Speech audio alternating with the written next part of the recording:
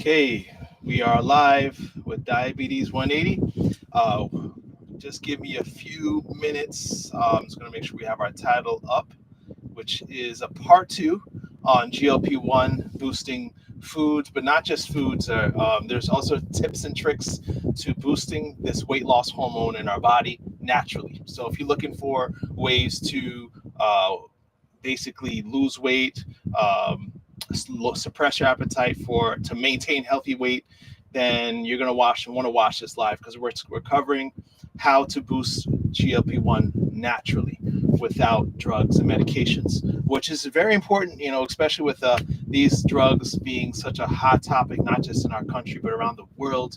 GLP-1 drugs like Wegovy, Ozempic, Zepbound are taking this world by storm. And there's a lot of us, for many reasons, that may be hesitant to start these drugs, even though they've been very effective for the goal you have, which, for losing weight, or if it's for just blood sugar control or diabetes management. It's something that is very expensive and hard to get your hands on. So this is a great live because this is going to show us natural ways to boost GLP-1 in our bodies. And the best part about it is that not only is it not expensive, right, to do it naturally, but it comes with no side effects. Actually, it comes with only good side effects to boost GLP-1 in our body naturally. So we talked a few weeks ago or several weeks ago about the harmful side effects, not least of which are thyroid and pancreatic cancer that comes with these drugs. So you might be hesitant to start these drugs. So let's talk about what we can do naturally to boost GLP-1 hormone in our body and be effective. So as always, thanks for joining. If you're watching, go ahead and greet us in the chat. I always like to see who's watching. Shishi Rock, thanks for watching. So if you have questions, I'll also look at the chat and try to be mindful of the chat because we're going to go through some slides very quickly too. So you might want to take notes on this one. We're going to give you very specific foods. So the last time we talked about GLP-1, we did give recommendations on what foods can be helpful, but one thing we didn't do, hold on, actually, one thing I didn't do is go live on Instagram. Give me a second. All right, so now we're live on Instagram. Hello, Instagram family. But one thing we didn't do on our last GLP-1 live is talk about specific foods that boost GLP-1. Last time we talked about generalizations of foods, like food groups. If you remember, some of those groups were legumes, so all classes of legumes, beans, chickpeas, kidney beans, black beans, all class of legumes are great for boosting GLP-1 hormone. Studies also show us that intact whole grains, right? So like quinoa, steel cut oats, oat oats, things like that. So whole grains, intact whole grains are another addition to your daily diet if you want to suppress your appetite. Then we talked about leafy greens and vinegar or apple cider vinegar. So those are the food groups or little hacks as far as what we can increase in our diet to suppress our appetite naturally in boosting GLP-1 in our body.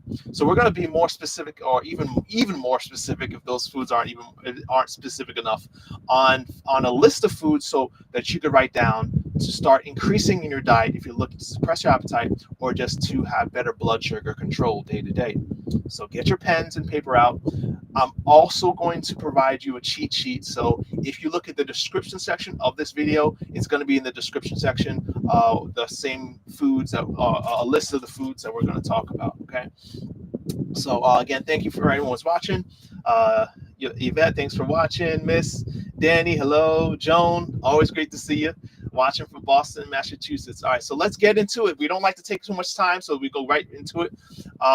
So natural products, natural foods that boost GLP-1 hormone for blood sugar control or for weight loss. And before I go into this list, because I want to address the main question people have when you bring this up is, how can food compare to the drug, right? How can the foods that I've been eating, and I'm going to list these foods, and you're going to say, well, I eat those foods, I'm still not losing weight. Just consider this. Yes, the drugs do boost the GLP-1 hormone to unnatural levels, right? That's why it's so effective. But I'm gonna give you two reasons why. If you concentrate on the right foods, you can have the same results. Number one, so the level of the hormone that is boosted when you inject, when you take the jab, is very high. However, most of that GLP-1 is bound by protein, meaning it's inactive. So when you compare the active GLP-1 that's in a body for someone who's using GLP-1 hormones, like these drugs, getting the boost of GLP-1 hormone from these drugs, it is actually comparable to what you would get naturally from eating GLP-1 boosting foods. All right, so I hope that makes sense. So number one, the level that this drug boosts GLP-1 to, these drugs boost GLP-1 to in your body is comparable to a natural boost from very specific foods. And we're going to talk about those specific foods. So that's number one, right? It's very close. Obviously, you're going to get a bigger response from the drug, but when you take into consideration most of that drug is bound by proteins in the body, the active available to the body is comparable to natural spikes in your GLP-1 from natural means. Number two, so comparing drugs to foods. The drugs, yes, do have a body-wide effect versus when you're eating foods, having, a GLP-1 production coming from your intestines. These drugs, they circulate right away through your bloodstream, right? So you would think, okay, the drugs are going to be the easier choice or the no-brainer in having results. The foods that we're talking about today, they are effective not because they can go through your bloodstream and remain in your bloodstream as long as the drug does, but they are effective because they target your brain the same way the drugs do. And how they do that is through a highway system called the vagus nerve, the longest nerve in the body that connects our gut to our brain. So when you eat these foods, they stimulate the vagus nerve to send a message to the brain, which also has GLP-1 receptors. The brain produces GLP-1 and then spreads it to the body. So through the gut to brain connection, these foods are working, and these methods that are working that I'm talking about today. Okay, so I always feel like it's important for us to know why we are focusing on natural, the things that God created, and why they work. So natural products that boost GLP-1. Let's go through a list quickly. This is where you want to have your pen and paper out. Berberine from barberries is one. So you can find this in dried form, sometimes in capsules, or just the barberry fruit itself in whole food stores. Most people get them online. I went online and found a lot of places selling them. So barberries, and the main ingredient there is the berberine that comes from barberries. And there's actually a lot of studies that show berberine is very effective for weight loss. It's a drug that's being called almost metformin's cousin, right? Very good for blood sugar control, very good for weight loss. So berberine, whether you're talking about supplements or barberries, its source is a great way to boost GLP-1. Ginseng is another. We know what ginseng is, so this is something great to add in teas or to spice up your food. Ginseng is a food that can boost GLP-1. And this is that last one, gardenia, is something I had to look up. I'm not really wasn't familiar with this much. So gardenia is actually from a flowering plant that grows down in China. And has a long history of being used in traditional Chinese medicine for a lot of health benefits. One of the ones that's really pertinent for our topic is weight loss. It actually has been used to help to curb our appetite and help promote a healthy weight. So gardenia, you might have to look online to find that. I did find some online stores. I did find some supplements on Amazon. Of course, when it comes to supplements, guys, do your research, do your homework. Too many supplements are not trustworthy. The good thing is there are helpful websites that will, grade the trustworthiness or the ingredients that are on these supplements. So, like I think one is labdoor.com. Labdoor.com. There's one of the many websites if you're looking to look for how trustworthy is a supplement. All right. So let's look at another one, and we have just a few. Okay, quercetin. So quercetin is actually a polyphenol found rich in capers, red onions, bulgur. So these foods are great for boosting polyphenol that has been shown to have a GLP-1 boosting effect. Ginseng, we know ginseng is also something that has a lot of other health properties and benefits. Green tea, okay. I know I'm going through these pretty quickly, but again, if you want to get this list, just go in the description section, whether you're watching on Facebook or YouTube, and you'll find it there. Wheat fiber. So wheat fiber definitely deserves special mention because wheat fiber, I mean, today is not very well regulated as far as how do you know it is whole intact fiber. So when we talk about wheat fiber, we're talking about intact fiber. The fiber still has not been removed from the source. So in wheat products, a lot of breads are advertised as whole wheat or whole grain, but are they really? Because there's no real regulation on the minimum amount to advertise a product as a whole grain. So next to that picture, I do have the Whole Grain Council stamp. So if you see that stamp on a food product, what that means is that the Whole Grain Council is a special council that basically produces a grading system for how much fiber or how whole grain is this grain that's being advertised, whether it be a bread or any other product. So look for that stamp, right? So I believe if there's 16 grams of fiber per serving, then it gets the 100% whole grain stamp. So that's a little hack you guys can, if you're looking for whole grain products. Okay, but wheat fiber, intact fiber is a great way to boost GLP-1. It seems like soybean is always making a appearance on our live shows. So talking about tofu or soy milk has been shown to boost GLP-1. Curcumin, so we're talking about turmeric, curcumin, whether we're talking about the spice or supplements. You know, there's a lot of supplements for, is it curcumin or curcumin? I'm not sure, but it's great. I recommend it. I use it often myself. Great for joint support as well. It has been shown to lower post-meal glucose blood sugar levels, but also has a GLP-1 boosting effect. Cinnamon, for cinnamon, I'm going to recommend you guys use Ceylon cinnamon. Okay, Ceylon cinnamon is pretty easy to find, but if it's not advertised, if it's not labeled as Ceylon cinnamon, very often it's not. So Ceylon cinnamon is going to be your safer cinnamon, so it's not toxic at high doses, and it has been proven to have weight loss effects.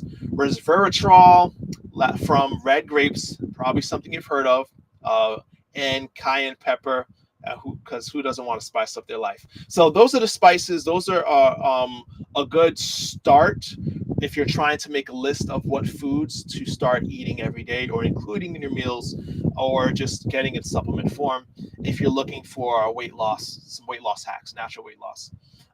Now I must say this, okay?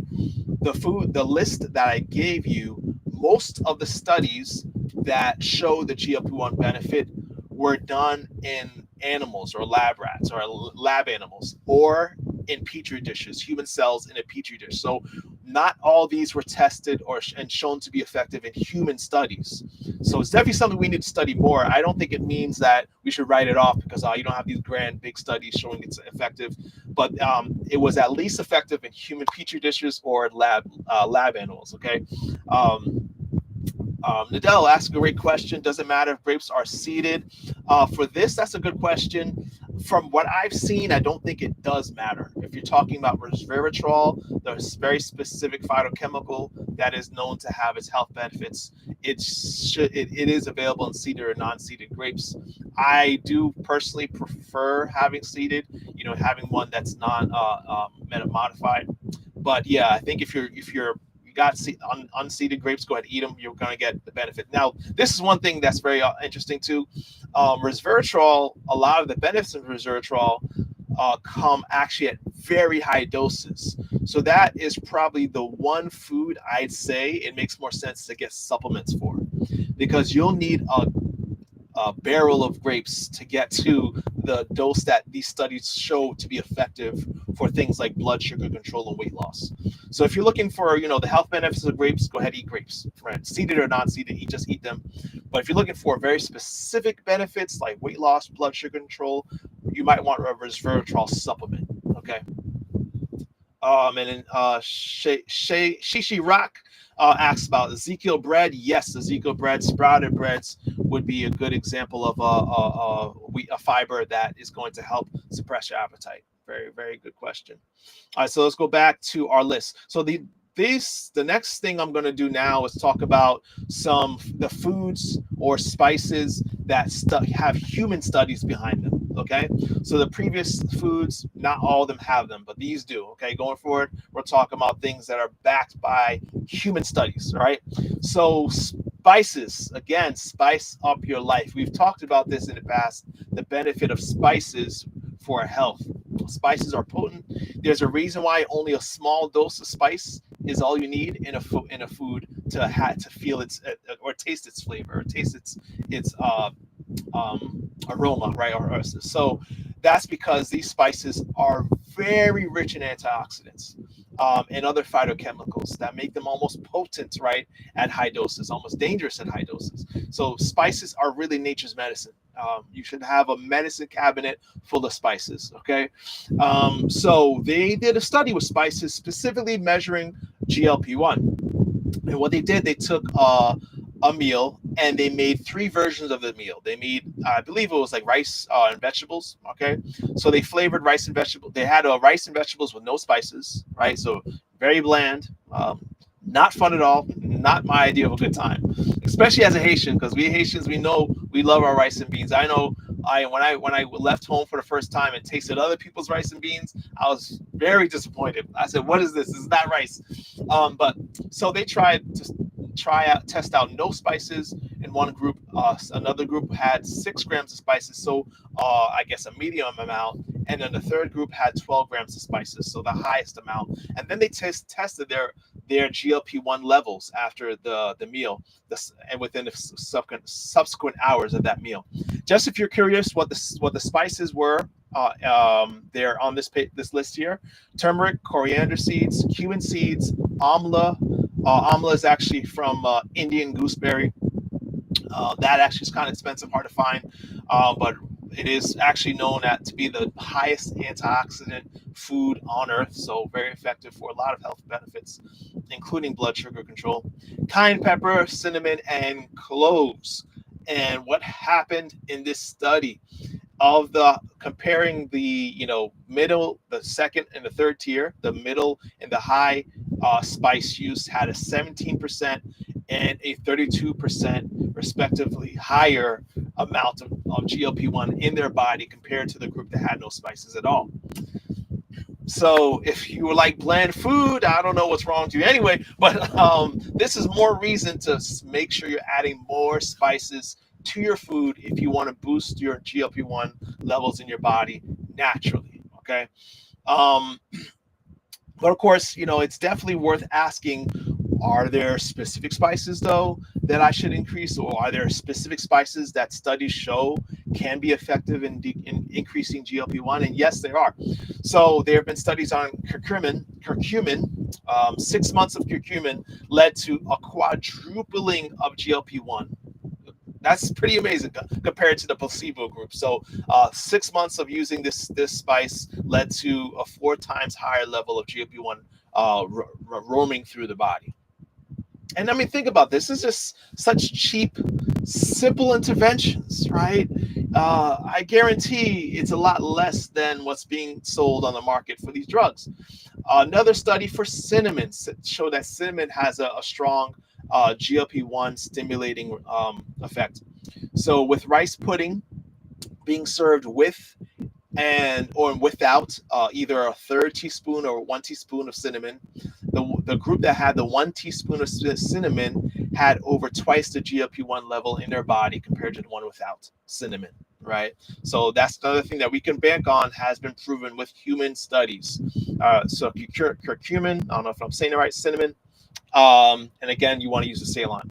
And then cayenne pepper is another one that is backed by human studies to be effective in boosting our GLP-1 levels. Just a little bit, as you know, can go a long way.